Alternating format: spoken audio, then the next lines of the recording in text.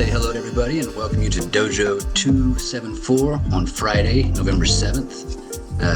After another exciting week, both,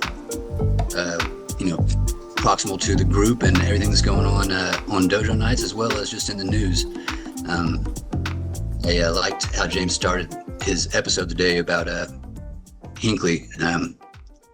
I've mentioned before, how I felt like Bush was one of the closest things to a leader in my lifetime. When I was born, Reagan was just becoming president, and but it was a lot. I really established that opinion in my years in conspiracy theory because of how keyed in I thought he was to all of the happenings as something like akin to a CIA agent or asset. And I don't know if this is true. Maybe someone can debunk this for me, but I was under the impression that Hinckley was a family friend of the Bush family. Yes, But that I don't know how reliable that is. yeah, Okay. yeah, he was. He was going to have. I think his brother was much more successful than Hinckley was, and his brother was set to have lunch with Bush the next day with I can't remember which Bush, not like a George, but one of the Bushes. Like the very next day, canceled it, obviously because of what his brother did. That's very interesting to know. And glad to know that there was some sort of that not everything I believed a few years ago was entirely baseless. I Mhm. had some recent other examples where I'm doubting most of what I took in as information. Uh, I'll just say briefly, I remember a time complaining to my father about David Rockefeller having four hearts, like four heart transplants. And I was looking for that yesterday, and AI was like, "Oh, he had one," but it was really a conspiracy that he had six. And I was like, "I Yeah. didn't say six." But I couldn't even find anything that had ever been four, which is what I had heard. And then, not like 5 minutes later, and this is search engines AI. I don't have any contract Mhm. or to engage with any as an agent for myself, really. It quickly was like, "Oh, he's never had a heart transplant," so I don't know what's real in that or not, but Yeah, and I would say we still don't know. And as time goes on, we'll find more about history and we'll lose things about history. So there's never really like a moment in time when this is where you need to go and then look up the truth. That's such a safety net that we tell ourselves. And this is the new world, so it's more mythological that way. So it's constantly changing. So I don't even mean to say that, yeah, I know. I'm just telling you what Wikipedia has established, which is why I love that as a source, because it's sort of like this is where the mythology is right now. The mythology is Rockefeller had one heart, not four. The mythology, and if you call it that way, you're not committing to anything. You're you're golden, man. You are set to go because you're just like, look, this is the currency right now. This is the weather right now. So here's how I'm going to dress for it. yes, an attitude like that where you're willing to hear the mythology, take in the mythology in every color and variant it comes in, and to find because you'll still find seven notes, to where it doesn't have to get endlessly complicated to where things fall apart. It really is just even during this time of an objective idea of the world, which we're still deeply immersed in. And I think it's just almost like a thankless battle to, I see that a lot of what you're dealing with today. And again, with Hinckley, you were touching on, I think you were still touching on that, this belief in causality and combined with the urge to be a part of the cause, it puts us in these predicaments where people who don't know how to be themselves, they can just be handed any narrative. I'm jumping all over the place, so I'm thankful that Brad raised his hand. Brad, what you got? Go ahead.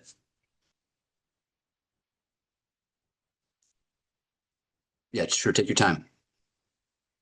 Or do Sorry, you want it's to the say, device well, thing. okay, yeah, go ahead. I'm no, it's okay. What you need to say, Cameron? I just remember whenever Well, someone I'll go mentioned ahead that while you're Hinckley drinking. carried Catcher in the Rye, I made me think of how Julian Assange carried Gore Vidal's book whenever he was being taken by the authorities. Although his was not even, I mean, it's the same difference. You read in a news article. I don't know if they saw Catcher in the Rye in his pocket in the photo op, but we saw Gore Vidal in Assange's hands in the photo op, even though that breaks That one, protocol from what I understand. yeah, yeah. And I don't mean to say, oh, but for me, that was such a huge, oh my God. People don't get people don't get that that's not how you're allowed to walk out of a house. Like carrying a like People, that's a lot of razor blades could be in each one of those. Seriously, like it's just so. And I remember I was like, oh, it took my breath because I realized in a stunning face plant, no one gets this. People do not, they are not able to see this. And that's when it really got me spooky to where, oh my God, this isn't about truth. This isn't about truth. And I've been freaking out over that ever since. Go ahead, Brett. What you got? You muted. You muted, James. I I was just curious what you guys think, how this what we're talking about history, how this relates to the Mandela effect phenomenon thing. Do you know what I mean? Like uh the idea that like like with anything on the internet, I feel like the AI can pretty much, take mythology wherever there's a snapshot of that time. But the experience with, like, particularly for me, I living in Atlanta, Chick-fil-A is based in Atlanta, and so I've been going there since a kid. So, like, for example, one of the ones for me is the fact that Chick-fil-A was never spelled with a K as a kid. And the reason I remember that is because as a kid, when I was learning to read and things like that, I would be sitting in the Chick-fil-A and I would see CHIC, and I would be wondering why they misspell it. You know what I'm saying? Then fast forward now, of course, if you go look at the mythology, right? It's always been Chick-fil-A with the K. And it's like, that's something. So I don't know. I'm just curious what y'all think about how nature of history, if you will.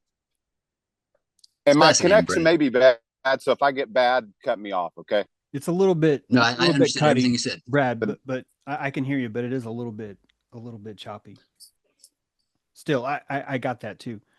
Since well, actually, okay, Roy I'll has a work. hand up on this. I think that if I've been anti Mandela, I'm sorry. It's been my defense of arrowheads in Native American history.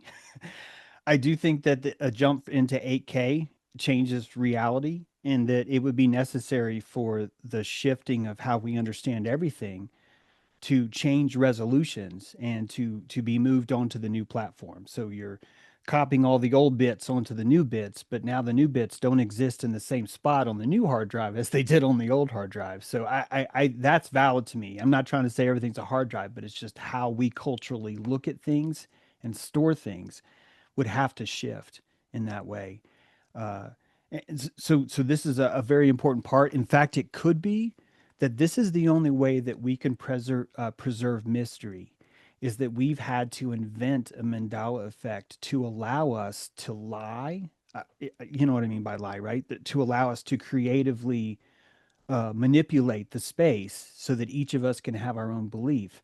So the Mandela effect would be a kind of inflammatory response to the fact that history is collapsing, the wave is being collapsed around us as the machine is telling us the mythology. So both those things kind of allow for a much more flex when it comes to what the cellular hallucination looks like collectively. I appreciate your sensitivity to the way the Mandela effect has been presented over the course of time, because it was a little problematic for me initially. For me, it was present the first time. Couple of cases when I was introduced to the term were Berenstain Bears and Howard Mandela. Or I'm sorry, can't think of the leader's name in From Africa anymore. But um, I have things that are very entrenched in my memory the same way. I mean, with stories, just like Brad's, where he specifically remembers not or being confused by the spelling. I have an encounter with Simon Magus in a encyclopedia of mythology that I thought I had, where I just know that I read in there after I heard about him with Paul, like casting him down when he was flying, that he had also said that generation was a tool of the devil. And like that stuck with me so hard for a long time.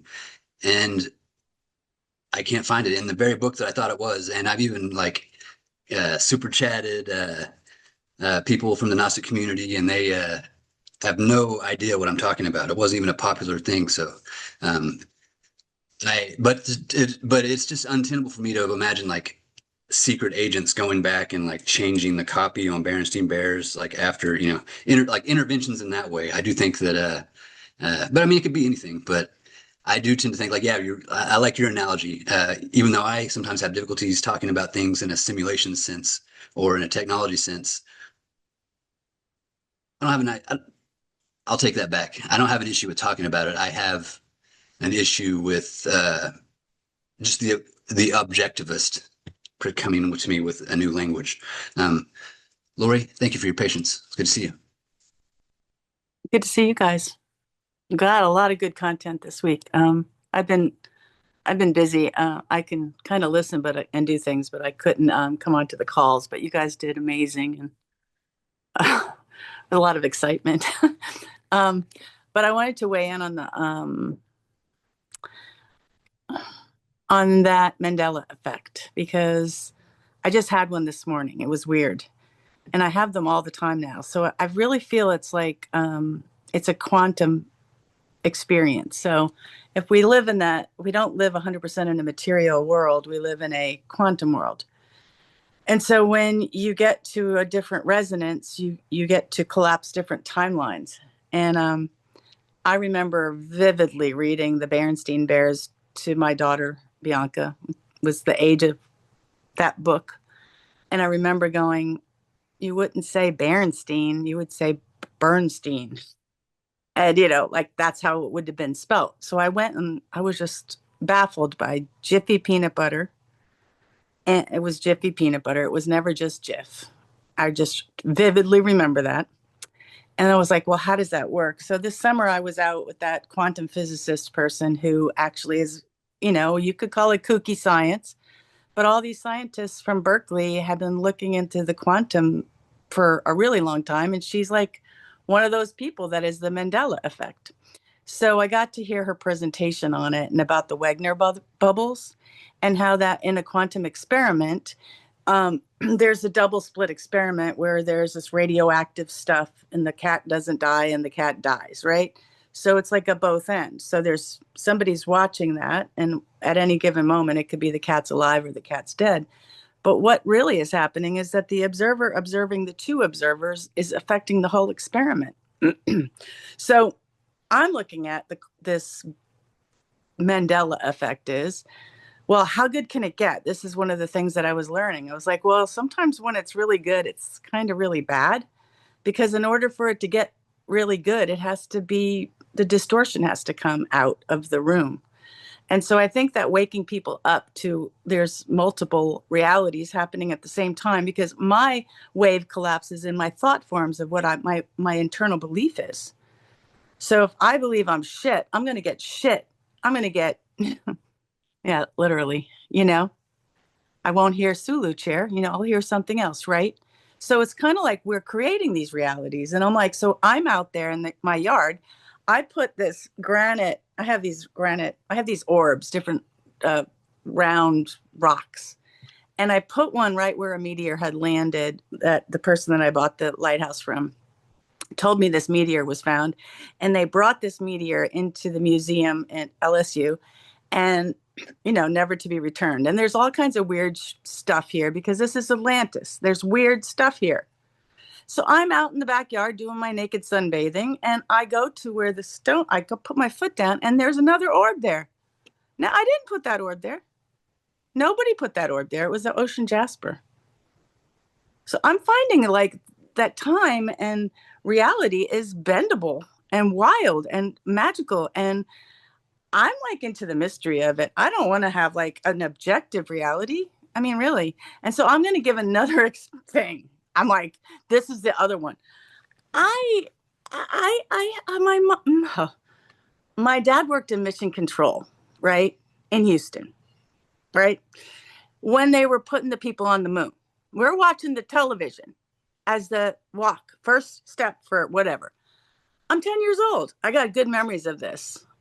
If this was like a total psyop and we couldn't get past the Kuiper belt because there's this horrible radiation, and they were my dad brought back the mylar that they make the balloons with. And he said, we're going to coat the lunar module with this aluminum, and that's going to save the material science on the moon. And I was like, well, the psyop was so real. If it was a psyop, I don't know if it was or it wasn't, but I'm just saying I was a part of some kind of mind experiment. Then we went to Cape Canaveral, and then there was like the launches. And it was all, we'd go down to the beach and watch the launches, thinking they were going up to the moon. I'm like, where did they go? I have no idea. All I know is that it's in my zetetic experience. And in the midst of this whole experience with them going on the moon, my dad almost gets fired because of my sister's having an affair with the mission control, Chris Kraft, the guy who's in mission control. So she has this affair with the son of that guy, and we end up getting like exiled to Florida from Texas. I've had all these experiences, and like it's so strange and wild and wonderful because I don't know if we could have got there with the science we have or the materials that we have, right? So I'm just looking at the whole thing as like it was so real and everyone was in this like believing mode. So I think the Mandela has something to do with that. There's some kind of collective consciousness that is awash. That's my take. So rich. Fuck, that's such a good share. I wrote down 3 things, but Renee's got her hand up, and seriously, just thank you, Lori. Great. I just want to point out that bear is in Berenstain. Yeah. The word bear, and I think that's pretty perfect to have this be where all this discussion's about. Yeah, I just that's all I wanted to point out. So James, go right ahead. I know Lori, that was a great. I just love that you have all this so good. I don't even want to ruin it. I just want to say I have another share that was inspired by Lori. So it's like her share is like fucking perfect on its own. It's so good. The same thing about bear, by the way, Renee, is KFC and Chick-fil-A both serve chicken, and one is with a K and one is with a C. And that if you had a 4K mind, you would save a shitload of space if you JPEG compress those 2 things together and join them. And then when you suddenly had a white sun and you had all this extra room, all this extra resolution, you would be able to decouple those things and they would be able to separate again. The same thing for the word bear in Berenstain Bear, that to remember bear, you needed a primitive kind of cheating where you're like, oh, Berenstain, well, it's a bear, so let's remember it this way. So there's a molecular bond of that object because keep in mind, it's all limbic, meaning when you hear the word, pudding, like, the word pudding, like it has a texture, you feel silk, you can feel it on your tongue, maybe some of you, where sometimes you'll just kind of hold the pudding and just like, oh, this is good. And then it's vanilla wafers. The chalky substance of that is how you remember that. It's the texture of that wafer is how you remember these things. So when we look at how we store things, we're just becoming more aware of how we keep these things. I think this is a big part of the mandala is the witness is it's all of us.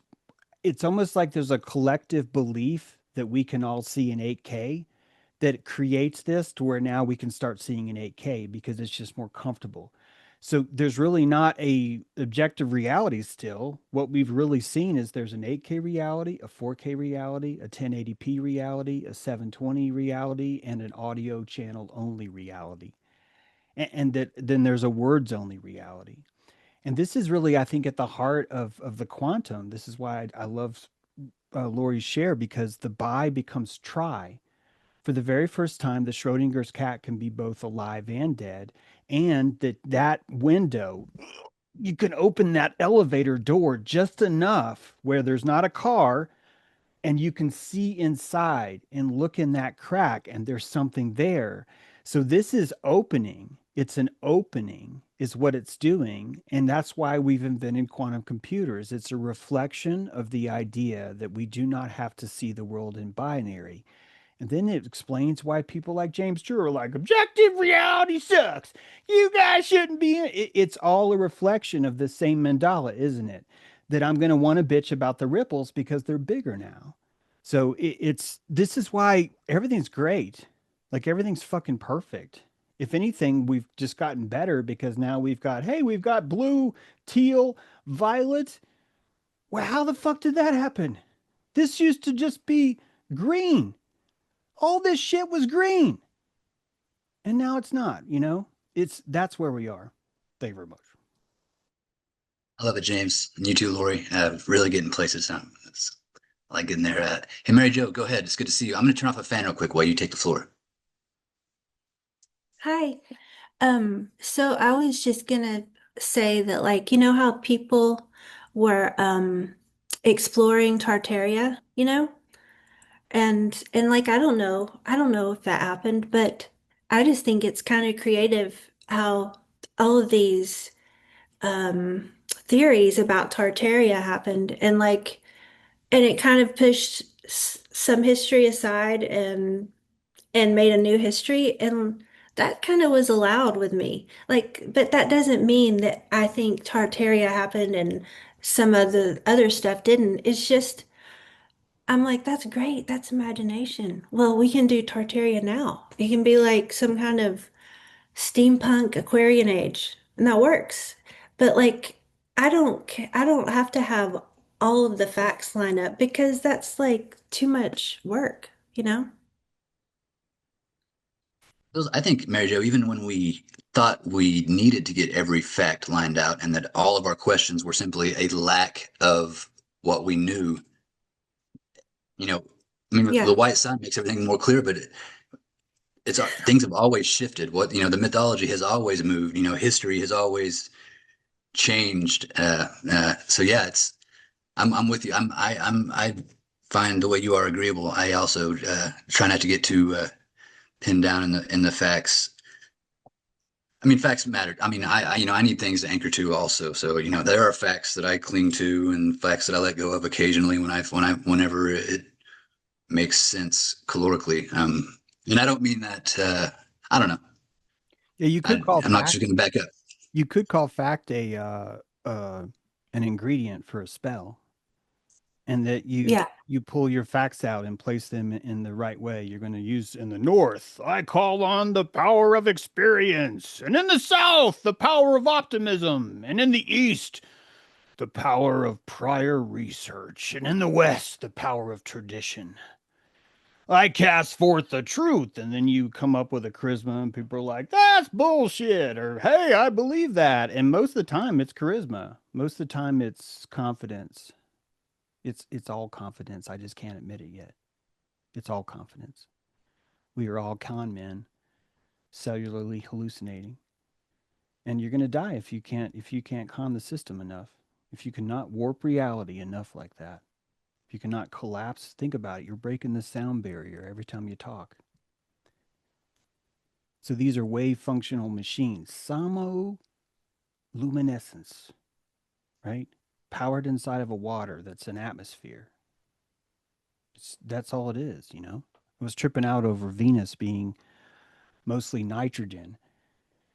And that's all we breathe. Almost everything we breathe is nitrogen. We're we're not learning to value that. We don't have the lungs for that kind of pressure. We don't have the lungs for that kind of heat.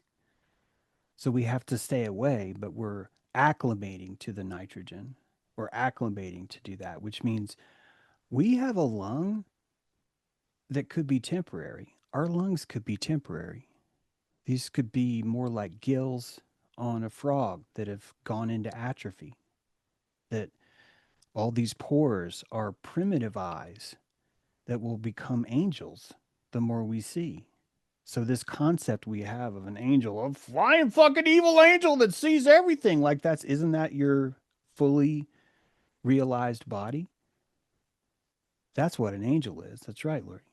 This is and isn't it funny how many people give me, I don't know if you know this, but people are like, "Well, who's going to fucking listen to you with your 666 symbolism?" And I'm just like, this is like the greatest fence in the world. It's like no soliciting. It's like a free no soliciting sign, or a Brinks security, where I don't actually have to pay Brinks security. I'm just putting the sign out that says protected by Brinks security. Like it's such great magic that way.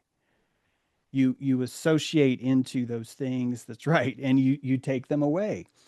This magic bracelet is so powerful for that, because when I start to hear people say, "Well, that's gay," I've put myself into this. And so when I hear that for the very first time, I'm able to go, "Hey, that's kind of fucked up." Like I never noticed that was fucked up before. And I don't think I'd be able to do that if I wasn't able to like associate into these things. So I need to get a swastika. I need to get a Groiper hat. And all these things are magical scrying devices because if I trust myself enough, I can associate into them. I can associate into the mandala. I can become a Tartarian. And I can say, well, maybe Tartaria is what's coming. Maybe that's what this is. Because it's so much more Lemuria if you think about it. It's about vibration. So why am I stopping that? Because I fear that. I fear that place where my house would be lit with all the emotions I have because you'd be able to see. You'd know how I feel. And I may feel naked in that way. But the Tartarian, the Lemurian society would be all of us are naked because all of us have empathy and all of us can see. And this would terrify me. There's a lot happens where my trust gets violated. And if I couldn't have this kind of shelter, I wouldn't want to be here anymore. I'm not trying to get dramatic, but this thing that happened this week really fucking cut me.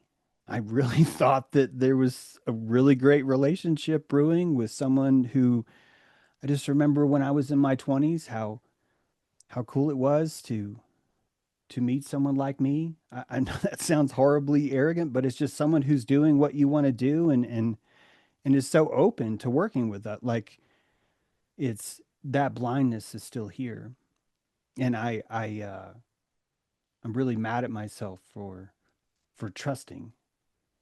And I have to uh right now I really have to focus all my energy on that magic.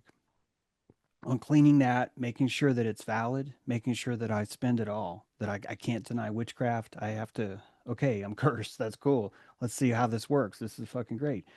I'm cursed by someone that doesn't know me. That helps. I can use that. Like I'm functionally changing all the plasma. It's really kind of great. I'm looking. I got a lot of anonymous weird hate mail this week. People that I don't know their names that were writing, telling me what a piece of shit I was for having that dojo and for my behavior. And I'm just like, Renee, what did I say, Renee? What did I say?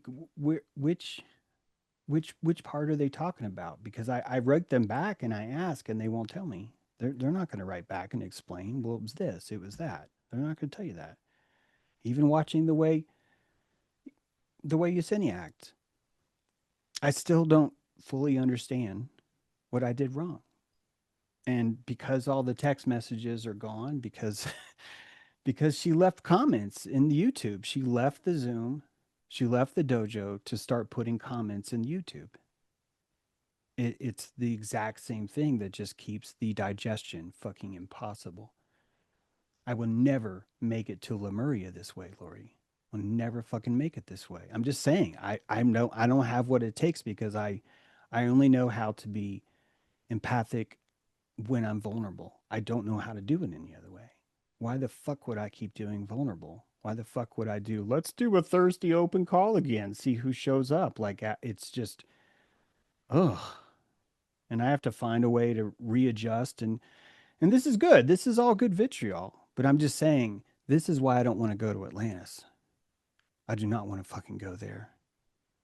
Those people will eat me alive and it won't mean anything. And I'm not going to make it there. I would love to go, but fuck, every time I try, this kind of stuff happens. That's me not digesting. And honestly, if I want to take care of myself, I have to get up every day and remember to put that on. Look, you got to smear your fucking border paste on. You got to do it. I'm just like, I don't like borders. And that's the oldest con in the book. You know that. We've been through this.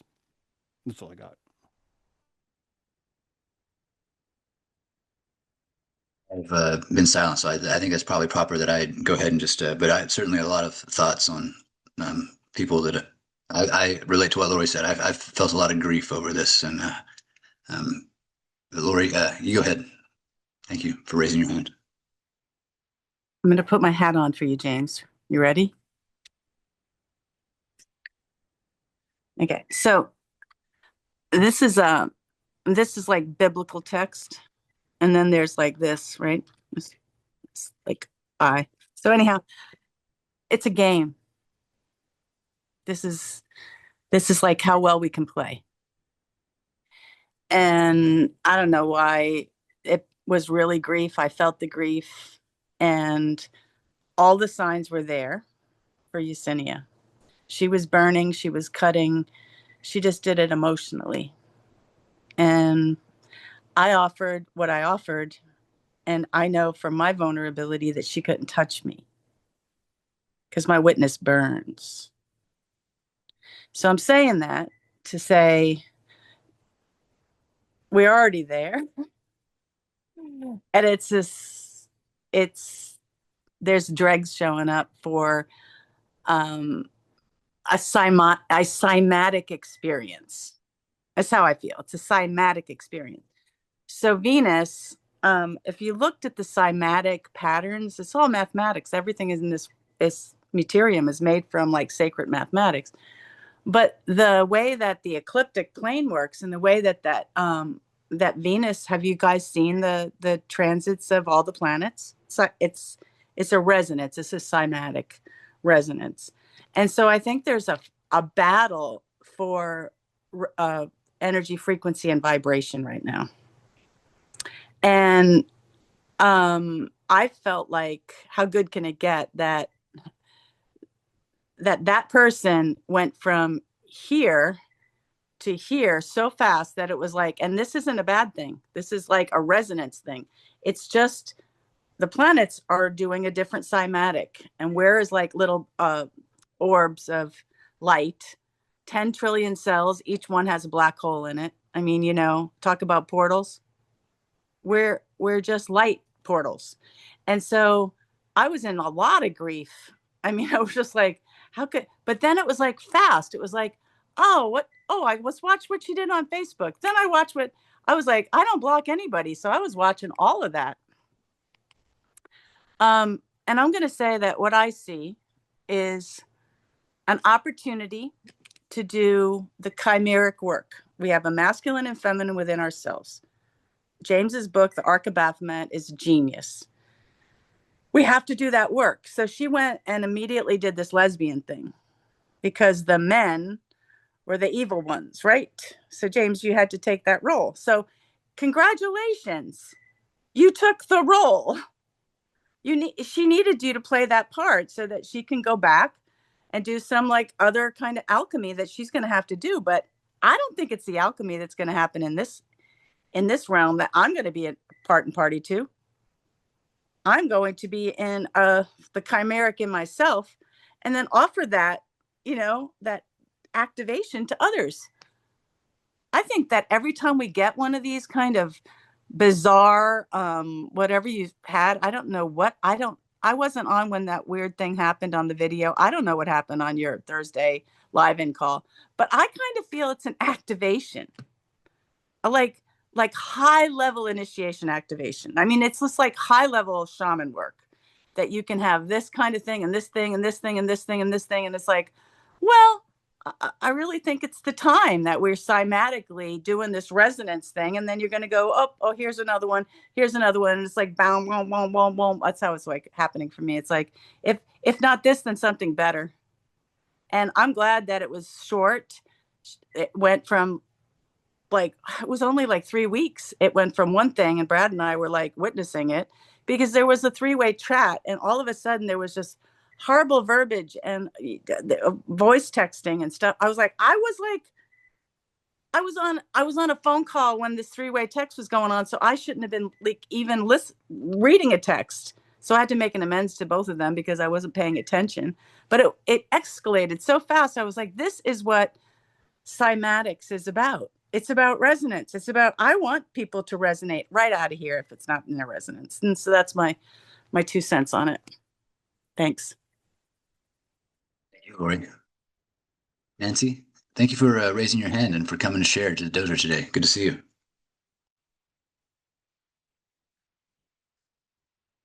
I'm still digesting what Lori just, that was really awesome, Lori, hon. And I think you kind of said what I'm going to say, but just different. I was going to say to you, James, that you didn't do anything to hurt her, or you didn't really do anything. You that's how I had to come to, because I was going through the same thing with just someone else, and I was actually really amazed with myself. I mean, I'm letting myself really feel when things actually happen and not delay things. So I kind of was letting myself feel, and I got through it so quickly. I'm like, am I okay? I mean, and I was like, oh, I'm collapsing things like just better, I guess. Or I think I'm growing more confidence actually, because I know without a doubt that what happened between this person and I did not say anything. And I do have a witness. My husband was there. And when I first got, the email, we're done. I was so stunned. And you know what? I need to start remembering things like about a year ago, there were some flags and I just don't pay attention enough to but then I'm also learning at the same time behaviors and patterns of, myself, others. And anyway, it really feels good to really know. And it's that it'll still kind of come back up. Well, what did I do? And I'm like, I didn't do anything. I was just myself. And it was a trigger for her. But it was a trigger for me too. I just feel like the somatics of it is there's always balancing. You know what I mean? Because I needed to have that happen to grow this confidence. Anyway, and then this is off the somatics thing. One of my most favorite mandalas is the rainbow. The rainbow flipped upside down, and I love the rainbow growing. I just love the rainbow, and it used to be red on the bottom, and now it's red on the top. And I don't know if anybody's noticed, but anyway, my sister-in-law. This is a couple years. I think I did share it in an older dojo. And I don't share a lot of like what I experienced. I feel people out before I do because everybody knows why. So I was feeling around. She was asking me questions, and I told her about, well, rainbow used to be the other way around. And she went home and went through pictures, and she found a picture where it was right on the bottom. So that didn't change in her. And she called me. She's like, Nance. Anyway, I just feel like all these exchanges, and I think they're more.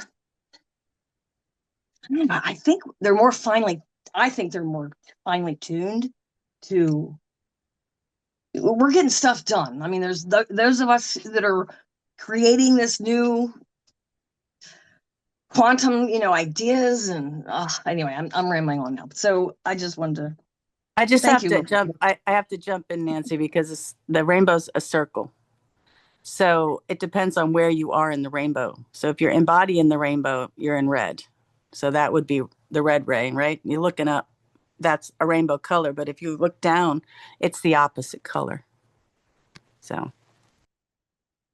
Exactly right.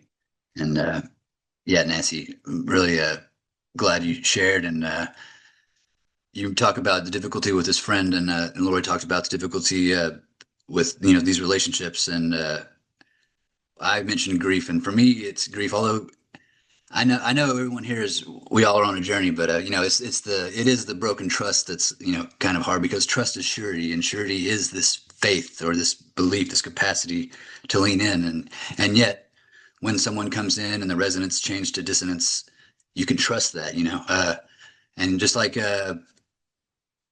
if we lean too much into trusting. If I lean in too much into trusting the persona that I've built off of what James has made available, James isn't even responsible for what I've built of the persona he's made available, or any of you powerful individuals. If I put so much trust into that, instead of trusting that a little water, a little earth, and the breadth between sun, or between light and its lack, are what are going to cause what was always in that seed to unfurl. It's I don't know. It's trusting the process in the humanity of each of us, and also, which I know this group already appreciates, understanding that our humanity is the weakness. It's the aging. It's the process of individuation that causes each of us to find oneness on the opposite end of that monad, the monism. It's still there, but we find it individually, the wholeness again. And Mary Jo, if you could pick up from there, I'd appreciate it. Just kidding. Good. Thank you for raising your hand again. Go ahead. I'll try. Um, so what I saw with that whole mess was, and she started sacrificing people, and then she ended up sacrificing herself, Yesenia. Made me sad. But like I think and so I've had this horrible neck pain, which is much better by the way. But like that has made me not be able to attend here. And this feels like my church sort of. Um and so I was just watching it, and I don't do Facebook, and I'm not looking on all these things like you guys are talking about. I'm just looking at the chat. And so since I couldn't attend or react, I think I just sort of put some stuff on chat, and I went to Yesenia's diary page, and I apologized, and I told her that what I was thinking is that I saw her sacrificing people, and I'm like, I don't think you realize what you're doing. And I just told her that I was sorry. But anyway, I hated that that happened. And I also like to do my own magic, and I don't want to be burned at the stake, but I want to get it right. And I like to respect everybody's feelings. And I don't really like a cold atmosphere where nobody trusts anybody, you know? And I don't know what else to say about that, except that you just have to show up if you want to be a part of the tribe and behave, I guess. I don't know. Anyway, that's all. If I can I'll say, go ahead, jump in James, here please. real quick, this could easily be interpreted wrong. I find such a romance to the wild though, and in a lot of ways, the dojo is a camp on the Palatine Hill, and it's surrounded by wildlings. We are wildlings, and we we come here and we pretend like we're civilized, and we hold that vibration as the power of pretending allows us, and we tap into each other's ability to say we are civilized, we are wise, we are connected, we are a tree, we are sequoia, and we're able to cast this spell, and people come in to help the spell because they believe in it, and the pressure gets too much, and their friends come, and their friends are howling, and she can hear her friends howling, and her friends are coming in to attack the group because they want her back, and that wanting feels good because it has so much less requirements for it. There's not a height measurement, there's not a behavior expectation, and it gives that kind of freedom that is quite beautiful and makes her writing what it is. And this is as kind as I can fucking be, and still say, you fucking hurt my feelings, you goddamn bitch. You fucking lied, you gaslit the fuck out of me, you told me you wanted to help, you were crying about how important it was to be a part of something. You told the whole fucking world you're executive producer. I mean, do you see the mad that's it's just like, look, it's it's fucking orca as fuck, you know? Both both parts of that. And I'm thankful for that. This is exactly what you put into a cauldron of vitriol. It's a vitriol orchestra. Fuck, that's a good note, you know? So thanks. Thank you, James. Go ahead, Lauren. Hi, everyone. I had read under the comments, the hostage Jojo, that, everyone is wishing Yesenia that, we want to see her thrive. And I do. And I want to see Deb thrive as well. And they will. They're going to learn something from this. But on the topic of grief and broken trust, I was just wondering if I could share a little bit with you guys about what's been happening with me since the springtime. Yeah, I went to the place where I study in Pennsylvania. Um, hallucination is our only reality, and the self is a hostage inside of that. I believe you said that, James. And I've been working on being totally alone. I'm just alone in my house. So that's interesting. But I met a friend a fellow person who's studying with me, successful, and immediately he clung to me, which was strange. I'm a little further advanced in my studying, and he said, "You remind me of Hermione, you know, the way that you study, the way that you take notes, and this and that." But I quickly realized that him just being around me, my flow state had been disrupted. Um, and this is like a reoccurring thing with me, the ability to say no, to create boundaries. Just more and more time had been taken from me. My attention was being redirected. He even wanted to like see my private books that you have to earn through studying and throughout time. And it even got to the point where, you know, this person is married and tried to invite me into that situation. Everything that he is doing is not how a student that goes to the school that I go to should be living. He started mocking the teaching, started trying to get me to second guess my affiliations. And I've just been distraught over this because I trusted.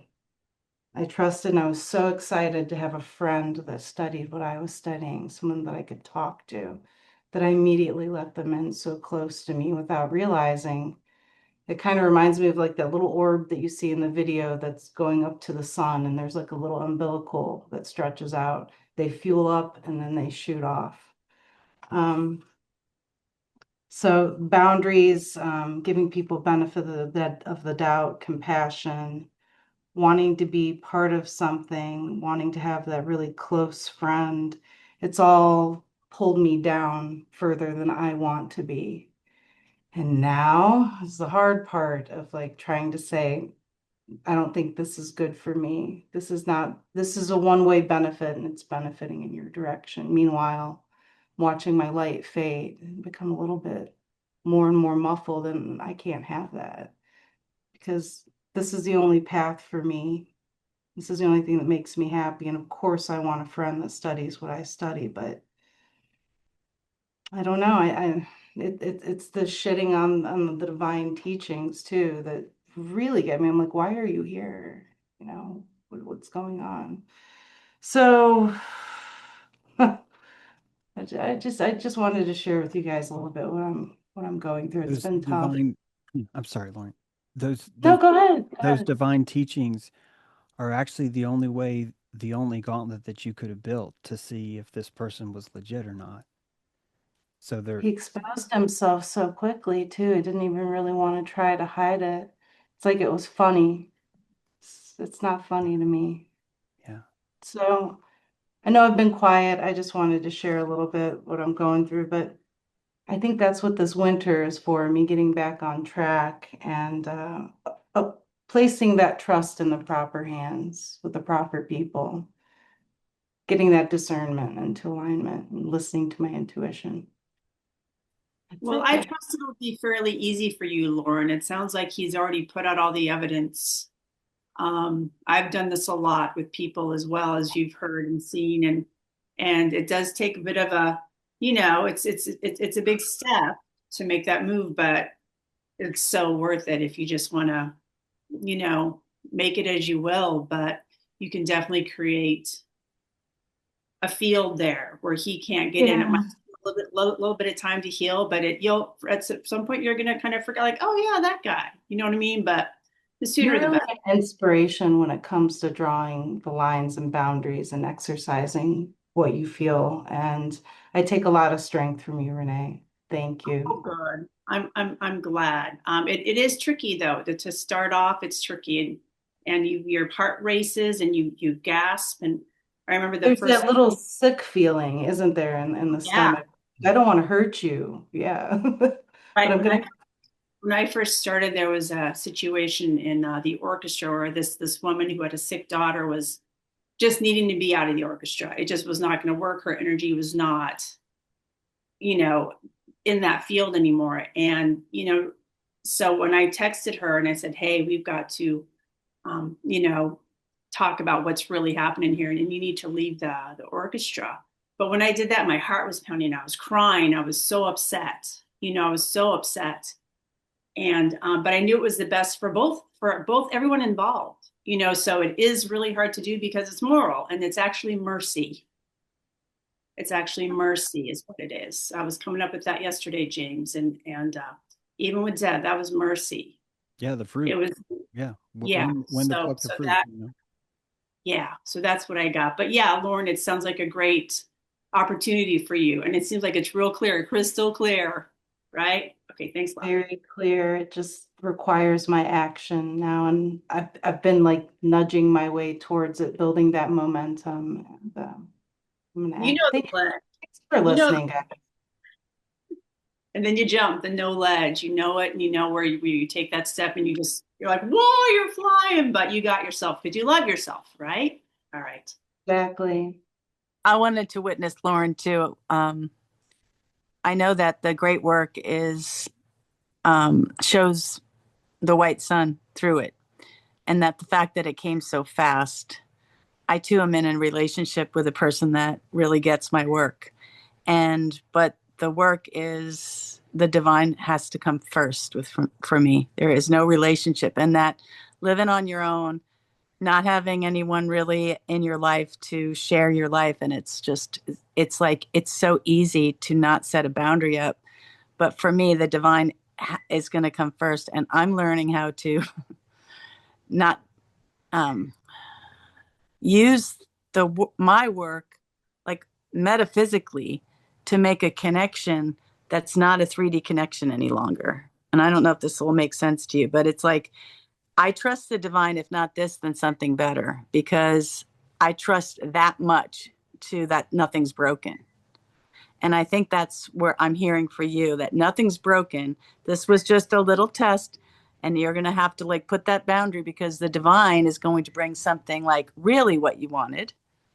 And you kind of were under this illusion, that illusion, it's discernment. So you got pretty quick discernment and how easy it would have been to fall into that 3D physical body sensation of having somebody rather than really having what the divine wants for you. And it's hard discernment. And so I just wanted to honor you and so I'm right there with you, sister. Yeah. Thank you. You've also been a big inspiration because you have done and you are doing the work. And yeah, definitely look up to you. And thank you for your input. Appreciate it. Appreciate you, Lauren, and also yes, thank you, Lori and Renee, for your witness on that.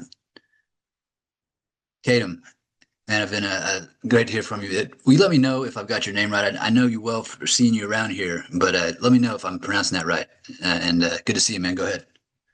Yeah, that's how everybody says it. Thanks. Sorry, I don't talk that much here. I enjoy listening to you guys so much. It's pretty easy to just like absorb your collective consciousness. But I wanted to say something about the Mandela effect that I think is interesting, and I haven't ever really shared this with anybody.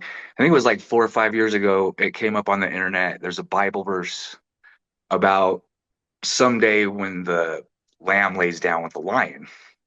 And somebody said that it got switched around to the wolf. And I thought, there's no way, dude. There's no way. So I go in, check out a Bible. I'm like, yeah, it switched. I got some cousins. They're all pretty Christian. They have several Bibles. So I go and I look at all of them. It's changed and everything. And I'm like, I don't know how it works and I don't know how or whatever. But one thing is that that's a famous verse. And there are a lot of paintings of a lamb laying down with the lion.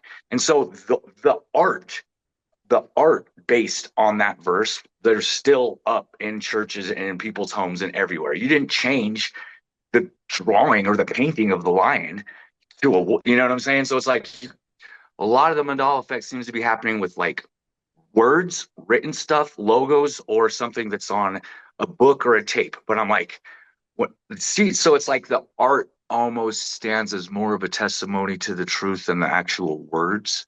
That's all I really wanted to share. I thought it was interesting, and I'm just like, I wonder if anyone else ever noticed that. You know what I mean? That's it. Fascinating. Yeah, man, that's great. And this might not be related, but we've talked before in broaching the idea of corporate power and how the difference between like a logo and the spell. And yeah, maybe it's harder to unwind the, you know, the power of the imagery. It's like, you know, so further far back there. But that's interesting to think about. I'll continue to think about that, man. Anybody else have any witness on that? What's up, Yeah, Brad? Go ahead. I also remember that too, Kratom. I just thought it was like amazing that the art will be the symbols. And it's like if we were to talk about our peculiarities, like James has talked about, mark making and original, you're not original, you know, we're creating something from our peculiarity, which is like a fractal of the whole that can't be erased and it can't be, you know, changed. So that's how I'm witnessing it. Also, all logos could be better understood as flavor crystals, and our taste buds have changed over time. And when we recall that flavor, it's gonna the thing is really the way we store information. That's actually what you're recalling. So when you think about it that way, our palate is developed and it shifts and it changes. And suddenly we like something or we hate something. I used to be just like, I gotta have mushrooms, portobello mushrooms, like every day. I was just fucking, that was the only thing I needed to eat. And I can't stand them now. I used to be like, I love Italian food. Oh, that's like, fuck, I do not like Italian food. These are all flavor crystal changing the resolution. So we're just needles moving around a record, interpreting things from different places. And it's fucking cool as fuck, man. Especially because we're being more flexible about it.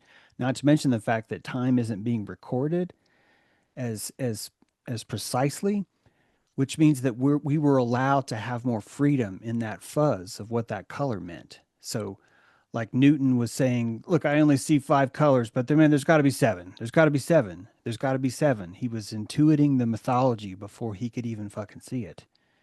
It's that's what we're doing right now. We're doing it right now, but we're getting caught. We're getting caught because we have enough resolution to actually wrote down what we said versus how we thought we sounded in the shower.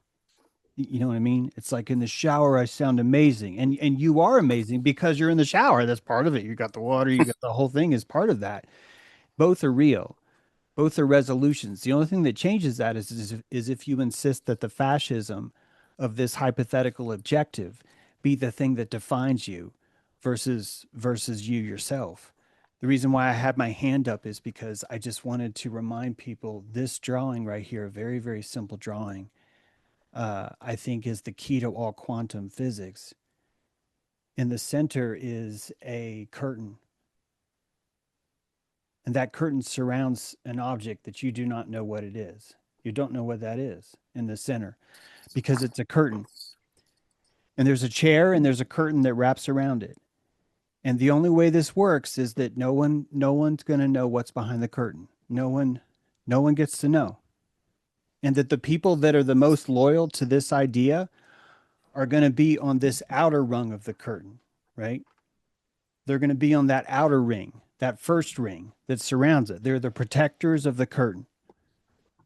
And if they're protecting the curtain, they're not going to let anyone else ever fucking see. And if one of their own sees, they're going to kill that guy and they're going to drag his body into the curtain and just leave it there. The Holy of Holies, the high priest had to wear a rope around his waist when he went into the holy place on Yom Kippur. Did you know that? He had to do this because if he died inside of there, this is what they tell you. If he died inside of there, it was so important that they would have to be able to drag his body out. They couldn't say because he died, we have to rush in, or if he falls and breaks his neck. That cord could have been a lot of other things. The sacredness, the fact that we started saying, well, no, one guy gets to go in there, probably is because the belief engine started to collapse. The belief engine started to collapse, so you needed one person that everyone else trusted to go in and tell you it was there. That this would be the only way that you could preserve this. So the quantum is seen in the white sun, and the quantum tells you you're going to have a curtain, and you're not going to know what's in there. And if you have a curtain and you don't know what's inside, you're going to be able to build anything you want. But if you fucking open that curtain or make it transparent and be all like, everyone should just be honest, you're not going to do shit. nothing's going to happen.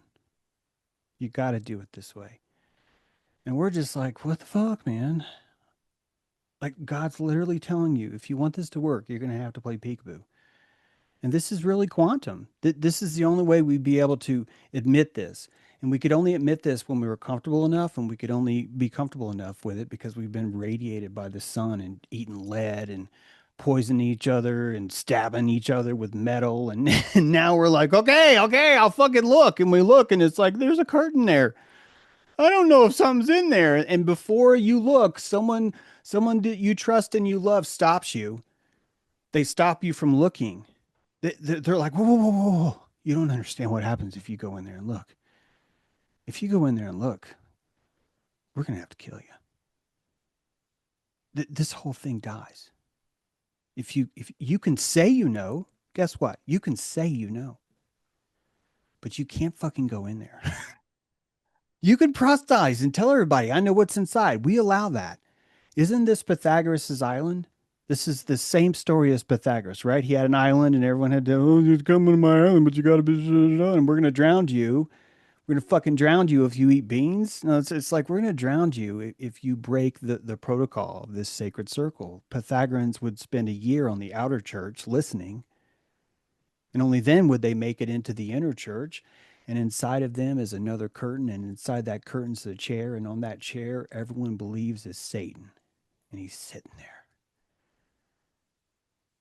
And you can build an entire world off that. The most beautiful, precious world with the most sacred virgins, the most amazing art, the most amazing technology. But you got to keep that devil in that curtain, man. You gotta fucking do that. And you better protect it. This is the Vestal Virgins of Rome. I could tell you this engine all over and go from China, all kinds of places. You get it. But this is why it's so much more important. That cat is not alive. That cat is not dead. That cat is in a state of flux. And you are the one churning that. So that's all I got. I just wanted to say it was like Wizard of Oz because I was doing some sun gazing and I was like getting that green. So there's a gap between the green and then the Blu-ray, right? So I was gazing at the sun and it was giving me all these light codes, this light. So it was going from this like green to like blue green and like aquamarine and then blue, indigo blue. I was like, so it's kind of like you don't if you looked in the curtain, you would spot we would be in that singularity. We would be the all omniscient. It would be like, what fun would it be if you already knew? So anyhow, that's my 2 cents on that. Thanks, James. Yeah. And yet I think that wasn't that what Descartes was trying to do, was like breach the holy of holies, like, or like to find the inside, to find these laws of science that and as far as when we speak of it in terms of the holy of holies, isn't something like, I mean, you have to build that ring and put a curtain over something. Like, it's not, you didn't find it that way. Or, I mean, there, as a metaphor at least, I'm sorry for raising my voice, but the we create the metaphor, and that's I mentioned earlier having an issue with technological nomenclature as it is applied by an objectivist on reality, and it's for the same reason. I think that technological nomenclature or vernacular, or I'm sorry, nomenclature allows us to talk about the world in ways we couldn't before, and therefore understand more about the world. But I don't think that we like find the city built, or find the inside of the TV looks like a city. uh, uh, I'm getting adrift from what I'm saying, except for there's just all these paradoxes. The confidence that James was saying we needed earlier, and then uh, I mean, James, you said it's all confidence, and that might have been about something totally different than this broken trust that has hurt a few people recently. I mean, everybody's hurt by that constantly, I think. But Well, your reality collapses if your confidence collapses. And if Yesenia collapsed her confidence in me, she would need to get a friend to say I'm manipulating a parasocial relationship with her or whatever. And I've never even heard that word. yeah, wasn't that crazy? That word came out like 15 different, like it was echoing all over the Yeah. place. Yeah, And yet and I looked that it up. pressure. I looked it up. I wasn't just like, well, fuck you. I was just like, well, let me look it up. And I was like, okay, this is Mhm. a relationship where only one person knows the other. And I don't actually have that with Yesenia. Like, we don't have that. I don't have a parasocial relationship with any of you. And I think her argument was, it's not Yesenia, her friend's argument is that parasocial relationships are wrong. And I think the idea is that there should never be any personal contact. And I like this is to me, this is the wisest I can pull out of that. Is what she's saying is there should never be personal contact. And I actually agree with that. I actually had a track record of saying, "Hey, look, can you put this in chat? Can you do this?" Because I knew I've been in this situation before where I'm just like, "Oh fuck, this guy's posting text messages, but only part of them, like what fuck?" And you know, you just feel vulnerable. You feel like someone's taking pictures of you when you were getting out of the shower and you were naked, and now they're publishing them, and they're just enjoying that, and everyone else is just scrolling by, just like, oh, look at this. This is interesting, and that's fucked up. That's fucked up. And why would I want to digest again after that? Why would I want to feel comfortable getting in the shower again after that? Parasocial makes sense. And You know, it's really made me rethink everything. Honestly, I'm still rethinking it now. But I was right when I said I need you to put this in chat. I was right about every single thing that I said to her. I just wasn't firm enough. I wasn't just more of like, uh, I don't know. I think I was pretty firm, honestly. Honestly, I wrote this down, and we don't need to dwell on it. But there's a lot of times you're like, why did this happen? And really, what you're asking is why do I deserve this? And the why do I deserve this is a very important alchemical equation. And you're constantly being marauded by that victimhood because it's giving you medicine. This is a reason to love the victimhood. Is you're like, why did this happen? No, no, no. Why did I deserve this? Why do I think I deserve this? Why do I think I deserve this? And I spend most of my life there. I think my like basic mode of consciousness, if I can be frank, is most of the time, why do I deserve this? And I have to find things that directly equate what I can deserve. And so they you have to have just the right amount of betrayal, you have to have just the right amount of belief, you have to have just the right amount of levity, and you have to have just the right amount of just thievery. You need all those things because I wouldn't be able to maintain a border without it. I would just take off all my clothes and be like, I have a way of preventing you from hurting me when I get out of the shower, and I'm going to take my clothes off now. And I'm the one that's like, I'm not ready for that. I don't want to do that. But ultimately, that would be the thing that I would do if I didn't have all these disasters, if I didn't have all these cuttings, if I didn't have people coming by and tearing flesh off me. Thank fucking God that I have my own divine study, Lauren. Like, thank fucking God that you have that, that it literally defines it. The word itself defines it. This great work is literally the thing that protected you. So it's not, if anything, that dude came to your church to prove to you how fucking sacred your altar is. Because you weren't going to fucking do that. You weren't. You were going to be like, oh, it's cool. You're going to do what I was going to do. You're going to be like, oh, you take it. Sorry, I have snaps on it. But it's like, you why would we not want to do that? Why would we not want to have that kind of intimacy? That's how we make art, man. That's how we make music. That's how we fucking Muppet show, you know? That's how we do that. Why the fuck am I not doing that?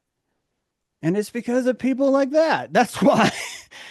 And that's the great work because I can't think of a kind of art in this world where people are just like, it's fucked up what Donald Trump's doing. I'm compassionating this. I was like, it's not fucked up. You could do what Donald Trump's doing. Here's what you're going to have to do. And I name off all the fucked up shit that guy had to do to get what he has and to do what he's able to do. And once you looked at the equation, you go like, well, I don't want to fucking, and I'm basically saying, oh, so you want to be a lion, but you don't want to eat someone's fucking face. You don't want to eat their face in front of their children. You don't want to wait for everyone else to come around the watering hole and you're going to walk down and eat someone's fucking face. So you don't want to be a lion. And this is truth, isn't it? And sure, you could be like, well, I'm ashamed. I don't want to be a lion. Or you could be like, man, I don't want to be a lion. I'm fucking cool as fuck. I am cool as fuck because I'm here and I'm like, I have to be a lion because that woman said, "Oh, you should be a lion," or this person keeps fucking saying I'm a lion. I'm a fucking giraffe, bitch. I'm a fucking giraffe, and I like it here. This is exactly what I'm supposed to be, and I can change. I'm a chimera too. But fuck you. This is a good vibration. And it requires a lot more sticking my fucking neck out. All the goddamn time I stick my neck out, and now it's a muscle. It's like this huge thing. It's this huge thing now. And I can't change this. There's no turtleneck sweater that's going to cover all this thing. I've been circumcised from my fountainhead and it reached its own tree and it's just spewing all this stuff, you know? So why would I change that? Fuck. You know, I have to believe harder. I have to have more confidence because ultimately what took me down was my confidence. And I think she's looking at other hyena that are probably licking her coochie, honestly, that there's probably like a lot of sex between them, a lot of weird, I'm sorry, but it's true. And that kind of intimacy is giving her exactly that kind of power she needs. And my confidence isn't strong enough to overcome that kind of under the pit, mosh pit kind of like, let's fucking party. Like you're right. I'm gonna be one to check out and be like, yo, it's like 10:30. Huh? No. Let's go look at the sunrise. It's gonna be awesome. You know, if I can just get there. It's you get it. I'll stop talking, but it's yeah. Thanks. To risk being blasphemous for a moment, blaspheming the scripture, I want to talk about my interpretation of the Abrahamic or the story of Abraham and Isaac. You know, use that image, and I see some relationship to that with what happened with Yesenia. I I don't even know if it's, but my books say that Abraham came from like a Chaldean society, and I have a few books on that society, and they did all sorts of sacrifice, and there was a lot of blood libel there. I see him as someone who almost like was homesteading, you know, and then, but in a moment, you know, I'm gonna get too far into that story, except you know, Soren Kierkegaard made me in one of his books made me consider the fact that he spoiled Isaac's innocence, not in the way he raised him, but his love and his weakness and humanity, and being asked to sacrifice his promised son, who he didn't have a son till he was in his 80s or 90s, when it was not even possible. You know, I mean, Ishmael, you know, I mean, he had many other children, of course, but that the grief on his face is what violated his son's innocence. And his son could see that his father didn't want to make that sacrifice, and it seeded the doubt that created a supernatural intervention to where, and you know, I'm just sticking to the story here, you know, where the ram was brought to be sacrificed in its place, a ram that I don't think of as something I think that's probably full of adrenaline. I would think a ram is like basically like on steroids, like you know, but and that's besides the point. When I see Yesenia, you know, Yesenia had a story about coming from like a bar scene, and she was like a hero among her peers, and she's a very successful woman, a very successful young woman that I was very pleased to have here. And yet, in that moment, and as I see these people picking up rocks that are close to them, like parasocial relationship,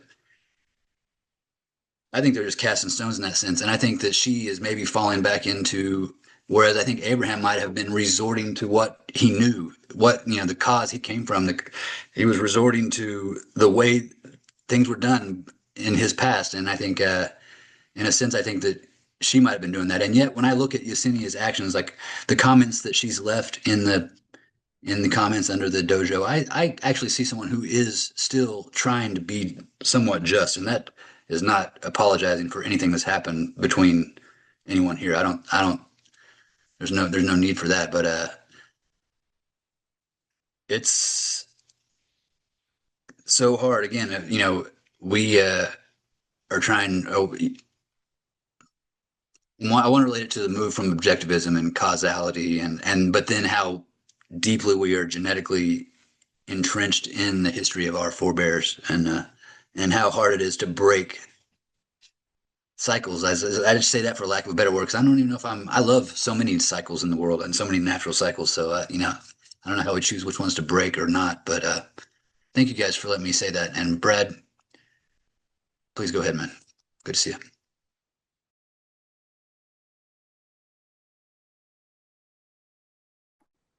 Isn't though talking about the yeah, good to see too. If my connections are probably cut me off, but isn't that the paradoxical nature of God itself and the whole idea of objective reality and subjective?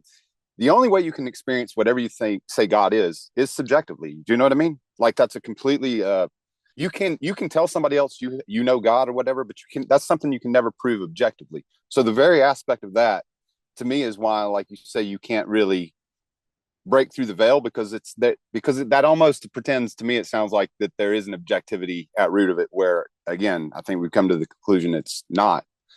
As far as what went down with Yesenia, I will just say this: James, since I was obviously intimately talking with her in terms of like just knowing each other, right? I was very aware of what was going on with her. You didn't do anything wrong, but you were used as a scapegoat. That's obviously the things that she complained about you doing. And so this is the thing I would, if Yesenia, if you're listening, I would ask you to go back and maybe consider is find out what the big thing that I and James did that offended you, right? I'm talking about the original error of our behavior, because all I've sussed out is it's the fact that we didn't give you enough attention with the work you were putting into the radio show. And you and I had conversations about this. I'll stop talking to her like she's here, but she has yet. I hear what you're saying, Cameron, about I do think she wants to try, but I do think that I definitely gaslit her way too much because I could see how that head blew up and that caused these problems. She still, I don't think, has recognized the fact that here's the thing: as soon as I saw that she was going to weaponize any intimacy or access she had to me, weaponize it to hurt me, like that's all I needed to see. And as soon as I saw that, I was like, that's not okay. That's not someone that's going to be allowed in my inner space. But I do think, like you're saying, that she is someone she wants to try, but she's not processed her own projections yet, which is why she got so upset that James, you weren't paying attention to her scripts, even though you told her, and she told me you told her not to work on scripts. And even though I was explaining to her, do you even know a producer is not a script writer? A producer doesn't have anything to do with scripts. All these things I think she was missing, and she got all wrapped up in her head. And it was basically, yes, when she started talking about her daddy issues too, yeah, she very much wanted validation from both me and you. You know what I'm saying? And I get that. And I think both of us tried to, because Yeah, and I don't really think she made any mistakes. I think that she exited the dojo well, and I think that her exit required a rejection of certain tenets and certain vibrations that weren't going to really work for her right now. And so I'm proud of her. I applaud her for that. yeah, And I hope that I don't hope anything. I think she's going to be fucking great. I think she already is great. I think she's going to do really well, honestly. And that should be fine. I don't know I think she'll if we eventually could maybe even look at it recognize. as like a critique in that way. Like it's this was someone on the mat and this was their calligraphy and they got a beautiful signature, you know. It really is a beautiful signature. It hurt me, but that's my signature. Oh, look at how I write when I feel hurt. What's fuck's wrong with that? That's I'm on the mat too. So, you know, all of us are consenting, willing adults, so to speak. So I applaud her. I think she did well. And even her desire to run in the wilderness. I hope that doesn't sound derogatory. I fucking admire you for having Yeah, the time, the resources, and the freedom to do that. I did that when I was your age, and I do that now. It's just in different ways. It does involve more of a co-creative kind of atmosphere. And I don't know if I would have. There's no way I could have done that in my 20s. No fucking way. I needed yeah, to have that kind of freedom too, you know. And most people are ashamed to ever even taste that. And I don't want anyone to be ashamed of that. I hope that I may have another spirit of that where I go nuts and go insane in the sense of like going out into the wild. It'd be more of like I've got a sailboat or walking through Mexico or you know just stuff like that. It's like it's just a different vibration of the same fractal, so to speak. So yeah, yeah. Well, I do think that there was a campaign, and because I got to know her well enough to know that yes, there is a. But I will say this, and I'm sorry that I think it's because you're more your presence is more in this sort of space. I'll just say this: even though I recognize it's a violation of my trust, it didn't hurt me as much as it, like I said, it's just kind of disappointed because I feel like this is like echoing what y'all saying about church and the people here. And I think the reason when she reached out, you know what I'm saying, or we actually exchanged numbers, it was cool to talk to somebody in church, right? That we share, that, like Lauren, like you're talking about, studying the same thing, right? All of our conversations stayed right there. And even when she had her girlfriend with her and her girlfriend was nervous that there was something like going on. And when her girlfriend heard what we talked about, all we talked about the whole time was Hermeticism.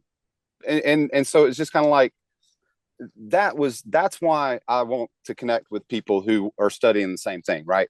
But to your point, Lauren, like you said, as soon as you recognize someone's, there's something there, it's like, okay, just, but wish her well and all the best, and all that kind of, and Mary Jo, I just want to say I did appreciate your comments. I know that it may have stirred or whatever, but I appreciate it. Yeah. I I will say this in closing on that yes, and Lori, I think you might have witnessed that too. Her partner did not like her being in Dojo. Her partner did not really like her being here. So, so she's got a lot going on. But I will continue to trust and because I'm that's the thing. I've been through my solitary season, for long fucking enough that it's kind of like, and the other fact that, for example, I will say this: the fact that she recorded our conversations, like, why would you do that to someone that you're just trying to get to know, right? So that should kind of tell you something, that right off the rip, she was recording conversations as if almost to keep in store in case she needed ammo later, right? But the thing is, I'm wide open for the most part. I really just won't hide anything. If you think you found dirt on me, I'm gonna go like, yeah, if it's true, it's true. I mean, I don't know, but that's all I got on that. Lori. Yeah. I just want to finish up with this, and I love Yesenia. I saw the talent in her, and again, the conversations I had was more on the Hermeticism and the ability to use James's work in the world, and and I knew her partner. I was on phone conversations in the car when it, and I do a lot of other work here. I've done codependency work up the wazoo. I don't play in the victim, rescuer, persecutor. And I won't go into anything personal about my personal conversations with her because I think that's a violation. I just love her. I love her so very, very much. And I think she did do a really beautiful exit. And there was this weird thing, and I just had a weird thing today. This is my Zetetic experience. I don't know where I know this guy. His name is Mark. He seems to be friends with a lot of y'all. I don't know if who he's friends with, but I got a message this morning and it said, it looks like you're one of my biggest fans and I know you want to see me naked. And I thought, well, isn't that interesting that I got to have that experience? And he was with a little LOL. And then I was like, LOL. Yeah. I mean, to me, I am taking everything so non-personal. It's just so non-personal. It's people's colors are coming out in the white sun. And I'm like, well, I'll share that with you guys. I mean, it was like, I think there's like about 5 of us that are mutual friends on Facebook with that person. And another thing happened, that there was a really weird Instagram group that was formed. And I don't know if this is this age of information that a person my age is a little clueless on, but in this age there's a lot of stalker stuff, a lot of tracking stalker. So this little group was kind of, I guess, a group that was, I don't know where it came in from Yesenia's orbit, and I won't go into the personal stuff of it, but I went immediately and like got rid of that. But in my kind of naivete, I don't know how to do all that kind of stuff it's like a jungle and everyone's kind of stalking and what I was inspired by is the jungle. I was inspired by Yesenia's jungle language, how she could explore whatever those words are all together. And it was like, it was just fascinating to hear that Miami heat and her way she was able to do that. I was just, and it's like, and it's, I'm kind of like, want to tell her I love her very much. And I'm just like, whatever she's doing, she's going to do amazing at. But, you know, anyhow, that's my comment on my personal experience with the Hey, can I echo with that? Because I love her energy too, and I think the problem didn't come in until we started trying to co-create together, right? And that was where I think the disconnect and miscommunication came. Everything I think was fine. And I will miss her energy in that regard, but I do think that's where it started. It's just and I do think that's just misunderstanding of what co-creating really is. You know, playing in the band. Imagine how intense it must feel to have a girlfriend like that, who's gonna like cast spells and like, yeah, like and be like that's a way of feeling alive and a way of feeling loved. And there's nothing wrong with either of those feelings. And when we build boundaries to people, we find ourselves heading into winter and seeing it as, well, we're going to go in this alone and it's okay. And alone's going to feel fine. I'm good here. And all those things are true, but it's completely a good sign of health that you are looking for companionship. It's a quite an important piece of energy, and you're looking for quality honey is what you're looking for. You're not satisfied with someone who's going to treat you like that. You're looking for a higher love.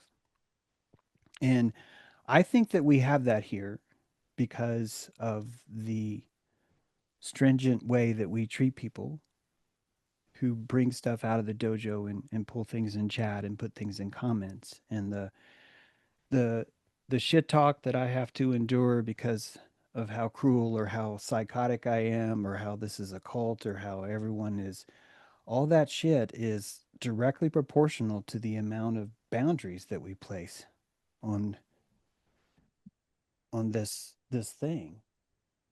And it doesn't have to, we can't let anyone see what's in there. And this is how we do it, I think. So yeah, I just wanted to throw that out too. That's got to feel good to have someone love you like that, to be that fucking intensely about you. That's got to feel fucking good. It's got to make you feel alive, especially if you're a Cuban spirit like that. Who the fuck wouldn't want to feel that, you know? And you're not going to get that from me, because I'm going to be over here like, well, you know, I think we should, you know, be grounded and find ourselves, and I'm like, let's go roller skating. Like I'm just like, this is fun as fuck to me. You know, I don't need to like, let's go do a bunch of fucking cocaine and steal a car. Like I know there are people out there. I've used to be jealous of that, you know, and be like, why can't I be on Red Bull? And it's like, because I've been around and I've seen what happens. I've seen how you end up burning your fuse like that.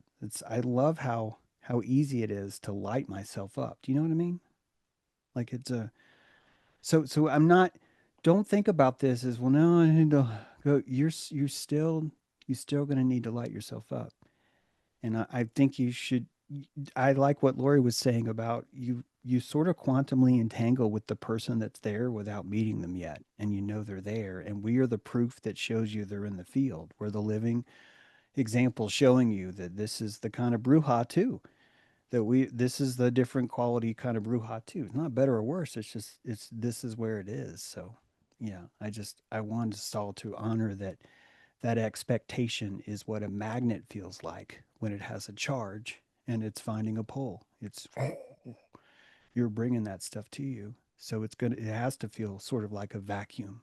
You would have to kind of feel that way. So that's all I got. Thank you, James, for that. And for everybody who shared today, I really enjoyed the dojo. Also, James, thank you for all your hard work this week. Really appreciated it. And thank you everyone who contributed to everything that went on with Dojo Earth. Yeah, thank you. Really. Yeah, I thank you to everyone for helping with the show this week. Sorry, just, yeah. Not at all. If everybody wants to unmute and say goodbye, well, see you next week. Yeah, I love you guys. Bye, Thank you so much. Bye.